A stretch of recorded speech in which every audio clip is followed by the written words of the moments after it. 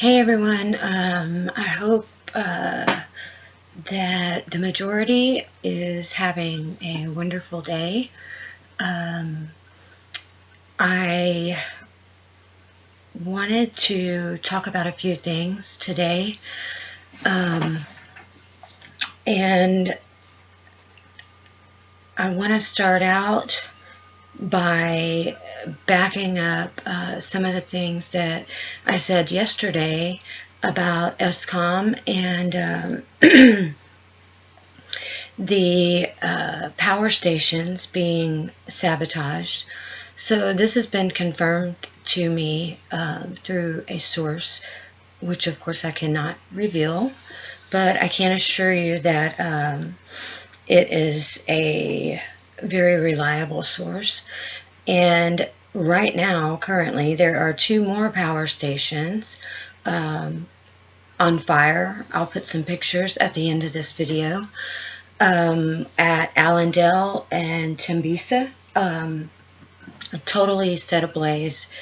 I'm told that this is being done as sabotage, purposely, systematically, and it is no coincidence or random attacks.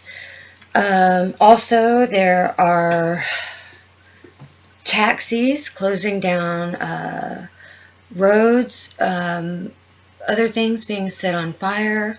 It's just turning into complete chaos, and it's getting worse and worse every day in South Africa. It's crazy. I looked up I have a South African corruption report, and it is based on a lot of different sources, one being the U.S. State Department, but too many to list. And I just wanted to say a few things that I read in here. So what stuck out to me is that number one, they report that corruption in the public procurement is at a high risk. So in this report, it says that half of all South Africans believe most or all of the government officials are corrupt. It also says that more than half of South Africans believe that most or all of the police are corrupt. I mean, there is so much evidence of this. This is not just speculation. There's proof in court cases, in police being involved in 70% of cash in transit heists, in police being prosecuted. Not only police, as in SAPs, but the anti-corruption police, the Hawks. These people responsible for keeping corruption under control are thoroughly corrupt themselves, involved in cash in transit heist and with drug lords and just insanity. I've read so much crazy stuff, I can't believe it. But also, it speaks about the Broad-Based Black Economic Empowerment Act a little bit in this report. And for Americans, I would like to explain what this means for the white community in South Africa. So this was put into place to empower more blacks to be able to work, okay? Which I'm not saying that's a bad thing. What is a bad thing is this is a racist policy. It is bad for the country. It is bad for the economy. This crap would never fly in the U.S., no matter what race it was seeking to better. It's bullshit of the highest order. And what this states is they're only allowed in South Africa to have a 7% white workforce. So when this was put into place, even high-skilled workers lost everything. They were replaced, for example, the police force, they were replaced with low-skilled black workers instead of highly trained, highly skilled former military or police officers that were more qualified. In the United States, yes, I mean, we have some affirmative action, but you get a job based on your qualifications. You're not going to get a job as a police chief if you've never had any experience being a police chief. And people that have no experience in government jobs are just handed these jobs.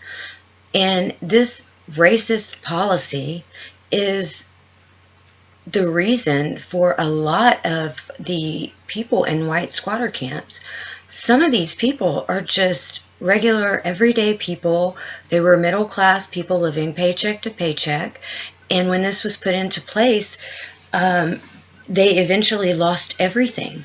Their homes, their abilities to support their family. So this has taken people's livelihoods. It has taken men's ability to provide for their families. And this is something that cuts much deeper than just not having a job. Men are genetically inclined to want to provide for their families, to want to put food on the table. When you take this basic right away from a man perfectly capable and willing to work and provide for his family over a 25-year period, you are purposely trying to destroy him. And what this has done over a 25-year period has, in part, destroyed part of the white minority community, because, it's cut them down to where they're now told they're not worth having a job, that they are dogs, that they are beneath these people, and they are not. They are discriminated against by having their history taken away, their statues of soldiers, that fought in wars taken down and replaced with statues of people that no one even knows. It's like their history is completely being erased. On top of this this broad-based Black Economic Empowerment Act, which also states that if you own a business and you do not comply, the government has the right to pull your, they can fine you, or they can pull your license, which means you no longer have a business. When it was put into place, a lot of white-owned businesses, I know some people very well that this happened to, that owned multi-million-dollar businesses, that they were forced to take on partners that they did not want to take on, that just happened to be Black partners. And I know at least 3 people that lost everything due to the money being embezzled, stolen from their company, and they eventually lost everything they had worked their entire lives for because of this bullshit racist policy. So on top of that, they have affirmative action in place for the majority. And when I say majority, we're talking like 80-something% of the country. I don't see why they need affirmative action for an 80-something% majority, but This is South Africa. It's insane. It makes no sense. No sense. The Afrikaner and the Boer, the English, the white minority community, they're kept from participating in sports. They are kept from schools. They are kept from even applying for government jobs. That is all part of genocide. That fits into the definition of genocide perfectly. When you're being kept from getting jobs, especially in government, that's a part of the UN definition of genocide. And they actually fit into all 8 categories of the UN definition of genocide. And in these 8 categories, there are smaller subcategories, and they fit into most all of these. If you actually read it, it would blow your mind if you knew the truth of everything that is taking place. I would also like to say that a lot of people know about this land expropriation. They don't know all of the details, but they've heard of it. So I would like to explain a little bit about this to Americans and, other countries that don't know. So this is targeted at white-owned land, okay, specifically. And they have stated this in Parliament. I have seen the video, and there are more than one. So this land expropriation without compensation, first of all, some of this land has been in these families for hundreds of years, like in the old Transvaal. These farmers that have had this land passed down for hundreds of years are not going to walk away from their land without a fight and just hand it to you. This is what is going to cause a civil war, if not the complete shutdown of Eskom or a complete blackout. And in this land expropriation without compensation, it is not only land that they are going to take. It specifically states that they can take any property that they want. So what they want to do is confiscate white-owned land, but not only land, anything with or that generates monetary value. That is, first of all, it's against international law. It's wrong, and it should not be ignored. And I have not heard one word of this on the mainstream media. If this were happening in America, this would be all over the world. It would never happen. It would never happen here because they would leave this land in a body bag. But I'm sorry, I get very upset because this is wrong, and the media says not one freaking word about this. And this is a fact. I mean, you can look it up. It's crazy to steal someone's land because you feel like you have the right to, when you cannot prove that they stole it. They didn't steal it. It's insane. But I wanted to make clear that it's not just the land. They can take everything they own if they want to.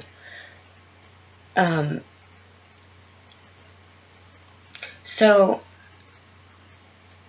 I'm really pissed that the media is not reporting on any of this. So this is how I feel. Let's take it back to Andrew Breitbart, and we, with enough voices, we create our own media, our own movement. With enough voices, we will become so loud that we can't be ignored. A citizen journalist. That was how he started, and that was why he started, was because of the bias and because of the failure to report honestly on things, or failure to report at all. It's shameful. It's disgusting. I'm disgusted even with Fox News. I don't even want to watch them anymore. But another thing I wanted to say is I've been researching how much money America sends to South Africa in foreign aid. I haven't gotten an exact number over the last, 25 years since 1994, but I know at this point we've been sending about $500 million a year of taxpayer money to South Africa. So think about that over a 25-year period. I think we used to send more, actually, under Obama and Clinton. So I will take you back to the corruption. So I found a report that from the Hill, and it says that Trump's suspicions of foreign aid to Africa were right. Okay, so in early January, I'm not sure if it was 2018, but in early January, the Trump transition team sought clear answers from the State Department to a set of probing questions. So yeah, 2018. So with so much corruption in Africa, how much of our funding is stolen? Number two, we've been fighting in Al-Shabaab for a decade. Why haven't we won? How does U.S. business compete with other nations in Africa? Are we losing out to the Chinese? Yes, we are. The Chinese have a hand in this land expropriation crap because of the minerals. And why should the U.S. continue the Africa Growth and Opportunity Act, which provides massive support to corrupt African regimes? These questions have yet to be answered adequately. So, one thing I wanted to say to Americans is that in this report, it states that according to the African Union, nearly $150 billion of this aid money has been lost to corruption. Let that sink in. $150 billion. We have been sending aid to South Africa for 25 years, yet it is not used to provide any assistance really to the people. It is stolen. It is used for corrupt purposes. I mean, how do we send this much money and they don't even have what we send it for, which is, aid for medication and stuff, for AIDS, for healthcare, things like that. And they still don't have the money for that. I would also like to say that none of this money goes to any poor Afrikaner or white person. I happen to know that in the white squatter camps, these people are not provided any government aid solely based on the color of their skin. And this is a fact. A lot of them, they have nowhere else to go. They are not provided any aid by the government, where other squatter camps, people of other races, they are given aid by the government. That is racist. That is not fair. That is not right. If it applies to one, it should apply to all. And yes, I advocate for these people. They happen to be white. I know that all South Africans suffer for these stupid, racist, and corrupt politicians. I advocate for these because they are targeted based on the color of their skin. This is wrong. The world has accepted this as wrong. We have things in place that should keep this from happening. The UN definition of genocide, the Geneva Convention, the Rome Statute, all of these things were put into place to stop genocide and crimes against humanity, war crimes,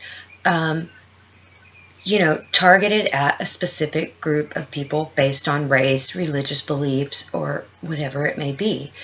Why does this not apply? Because these people's faces are white. That is ridiculous, and I'm sick of it. I'm sick of no one speaking on it because they're white. I know other people suffer. You show me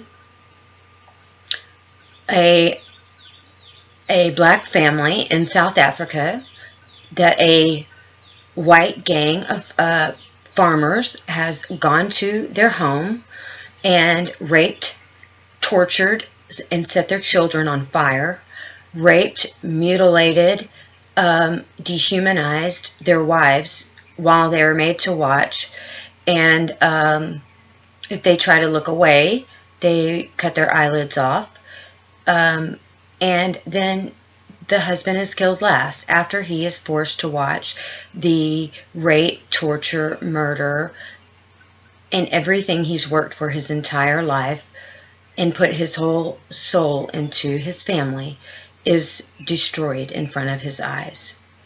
And this is done to cause the most pain imaginable due to blind hatred and brainwash by the government, who is directly responsible for every murder, every torture, every rape, every child, every woman, every husband, every elderly person, because of their incitement of this and failure to act on this. You show me one family that's black that this has happened to by a gang of white farmers, and I will immediately start speaking out for them. So I don't do this just because they're white. I know other people suffer, and I hope to bring about change for all South Africans. These people are just targeted in such a brutal way because of the color of their skin, that someone has to stand up for them. And more people should be doing what I'm doing. People have let their humanity go to the wayside, focused on material things and selfish things only. That's not our human nature. Our human nature is, when something like this is happening, no matter what color we are, is for our humanity to rise to the top, to show the best of us. It doesn't matter what color you are. If you see this happening to people, you should stand up for them. You shouldn't say, oh, well, it's not my problem. Because guess what? One day, it's going to be your problem. One day, it's going to come for us. I already see the signs of how it started for them, starting here in the U.S. It may not be in my lifetime, but it will come for my children, my grandchildren. And it's really sad that people have become so self-serving that they're willing to turn a blind eye, even when presented with horror. Maybe they can't accept it. Maybe they can't wrap their minds around it because we don't know this. We know safety. And I don't know. I want Americans to realize where our money's going, who it is helping, because it's not helping any of the people of South Africa of any color. Really, they're all suffering. It's going to corruption. The South African government officials live like kings while their people starve and their country burns, literally. This should not be allowed to continue. And I hope that more Americans hear me. And I hope that no matter how small of a contribution that you are able to make, if it's speaking out on social media, if it's making a video, if it is writing your senator, your congressman, the president, the State Department, the UN in outrage, please, I urge you to do it. Every small act turns into something much bigger. And if we all contribute, even in the smallest way, it will turn into something huge. So I ask everyone to do your part in helping. Please don't say we don't have the time, we have our own problems. Yes, we do, but our problems are nothing compared to what these people face.